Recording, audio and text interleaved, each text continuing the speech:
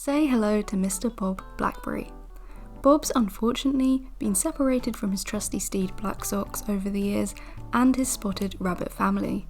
Released in a Sylvanian set in 2005, he's not the most vintage of Sylvanians or the most damaged or dirty, but nonetheless he is looking a little worn out. The farmer's life has sadly taken a toll, so today we are going to give him a little TLC with a much needed makeover. I will be showing you today how to restore your Sylvanian family toys back to their former glory, from how to wash them, repainting, colouring, making missing clothing, and flocking repair techniques. So let's get started. First things first is to remove his clothing. Bob came with a green t-shirt and a gingham dungaree set with yellow buttons.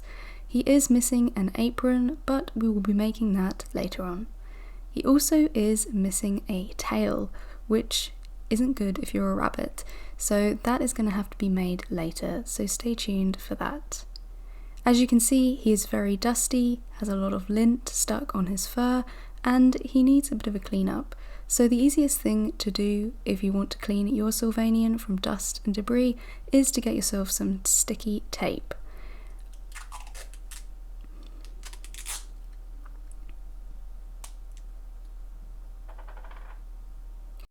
So I've just cut myself a small piece of tape and I'm going to attach it to the surface of the toy and just rip back to collect all the hairs and loose lint that is on the flock of the toy. Now do this carefully and not too harshly, because if you do it too much you may remove some of the flocking. So be careful there, we don't want a bald rabbit.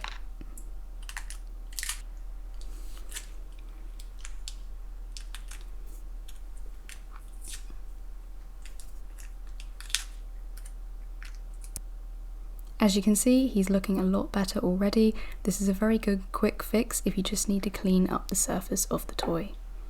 Now it's time to give him a wash.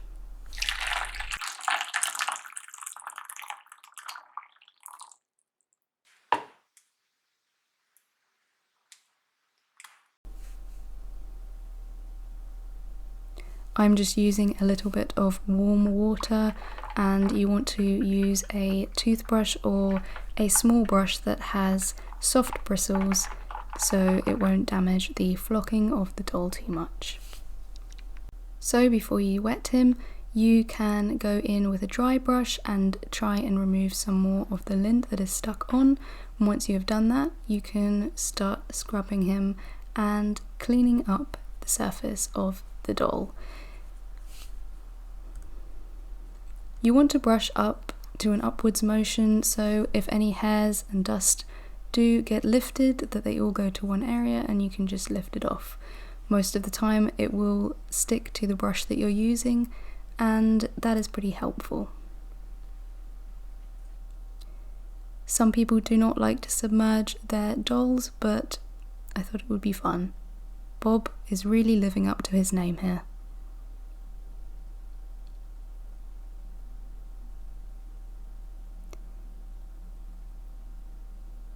Now he's all wet, I am just going to get some soap and just scrub him and lather him up. You want to be careful doing this and not be too harsh, because you can lift off some of the felt flocking and that wouldn't be good. So be gentle and only do what is necessary. This is going to remove some of the muck and dirt and will make him a little bit more white, because as you can see he was a bit grubby and yellow in places.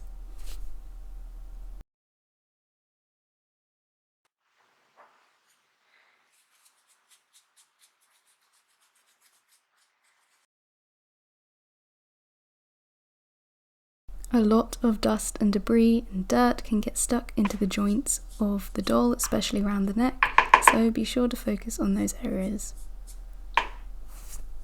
So I've brushed and soaped him up and cleaned him as much as I could, and here he is, all wet still, but a lot more cleaner and brighter. I'm going to do the same with the clothing as well, just to give it a bit of a freshen up.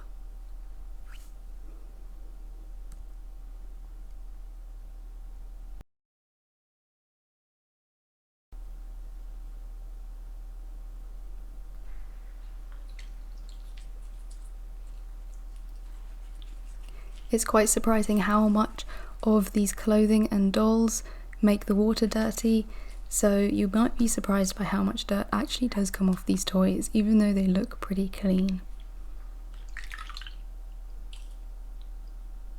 You can leave these to air dry or just use a hairdryer. I used a hairdryer for this, for both of them, and they were dry within pretty much a minute. Don't forget to subscribe if you are liking this content. So here he is, all clean and dry and a lot more fluffy and white. So that was a pretty good job done. As you can see, the flocking is a little bit worn generally all over the doll. As you can see, he is a bit yellow, which is his plastic moulding showing through on the underside, but there's no real giant patches of flocking disappeared, so it's not too much of a job to repair this one. I'm just going over quickly again just to get rid of any excess lint that has picked up after washing. It's now time to repair his tail.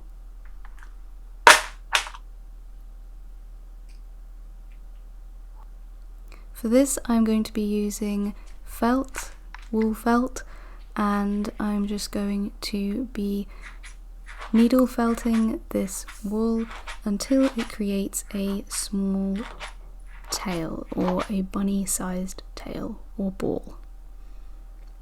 And this is how it looks. I'm going to be gluing this on, but before that I'm going to have to trim it down a little bit as it's too big.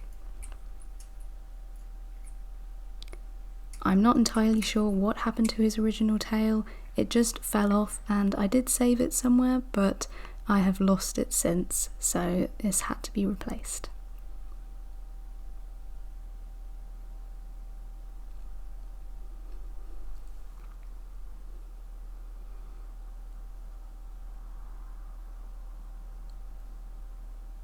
There we have it. His tail is now replaced and looking a lot more like a bunny. So the next stage is to fix his worn out markings. These have been worn away to a grey tone, but originally they are actually quite a rich black tone.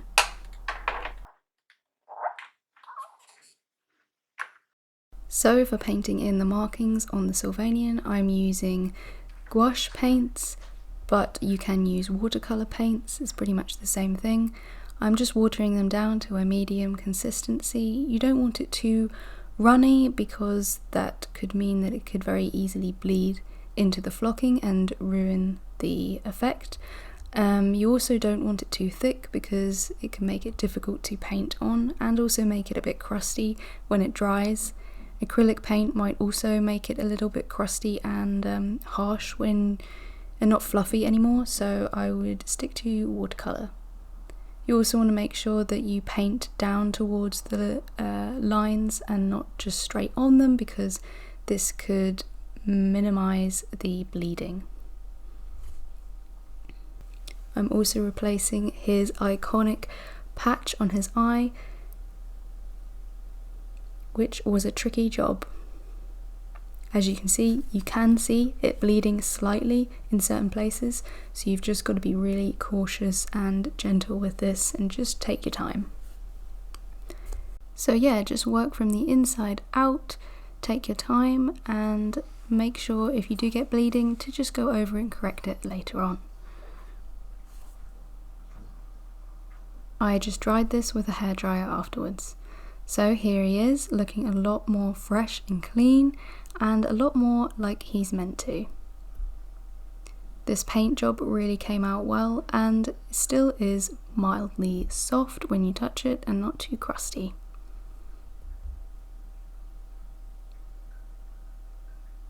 So the next thing is to just put his clothes back on. As you can see, the tail is looking pretty good.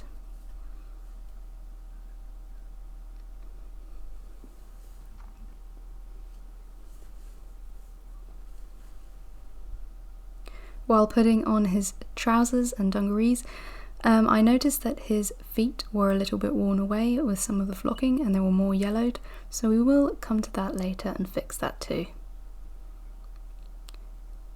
He is now missing an apron, which I found out about. This is his farmer's apron, so when he goes to the markets, and let's recreate that now. I had a few choices of fabric and found this cotton that would work just fine. I searched online everywhere to try and find a picture of the back to see how the elastic was fitted. There was no images I could find, so I contacted an Instagram account at happyeveryday2020 who posts Sylvanian family picture setups, and she sent me a picture of how the apron looked, which was great. I have done it wrong in this filming here, but I adjusted it after filming. I also took the fabric and stained it with coffee to make it match the colour a little bit more, and just cut out the pattern.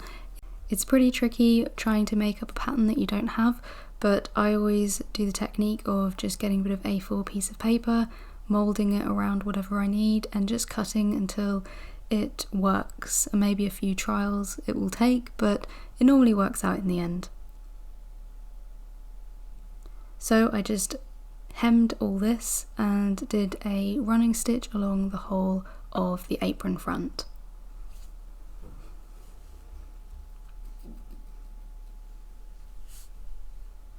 And this is how it looked. So the next thing was to just attach the elastic strapping on the back. I just tacked this on, but you could hot glue it. So this is how the final one looked. I did actually change this after filming, so the strapping actually crosses over on the back instead, which is a more snug fit. I'll insert a photo of what it actually looks like now. So there we have it. Bob is now complete with his apron. So he's pretty much complete. The only thing left is there is a little bit of wear on his nose and on his bottom heels of his feet, which can be repaired pretty easily. I decided to use this kind of felt, or you could use wadding. I cut it up really small to create tiny little fibres. This, in hindsight, probably wasn't the best material to use, but it did work in a quick fix kind of way. The material that you do want to use is real flocking, which you can buy for pretty cheap, or you could get felt and cut up felt instead. Cheap craft stores normally sell felt squares and things like that, and you can get in a variety of colours to fix toys with flocked effects. So as you can see, I just popped a bit of glue on top and just pressed it on. The fibres in some of these clips are a little bit big, but they do work. It's just not the best material to use, so if I was doing this again, I would just cut up some felt squares that I had, which I didn't think about at the time, but that would have worked perfect. Even though it's not particularly the right material, it did still work and gave him a lot more of a newer finish with a nice new white nose. So this is how Bob Blackberry is looking finally, fully restored, and has a new lease of life, ready to get back to his farmer job. So I hope you enjoyed this video, and if you did, please give it a like and subscribe. I would love to make more toy restoration videos, and maybe even create a little Sylvanian hospital series, perhaps repairing subscribers' dolls, or just making some custom dolls for fun. So let me know if you would be interested in any of that, and thank you so much for watching.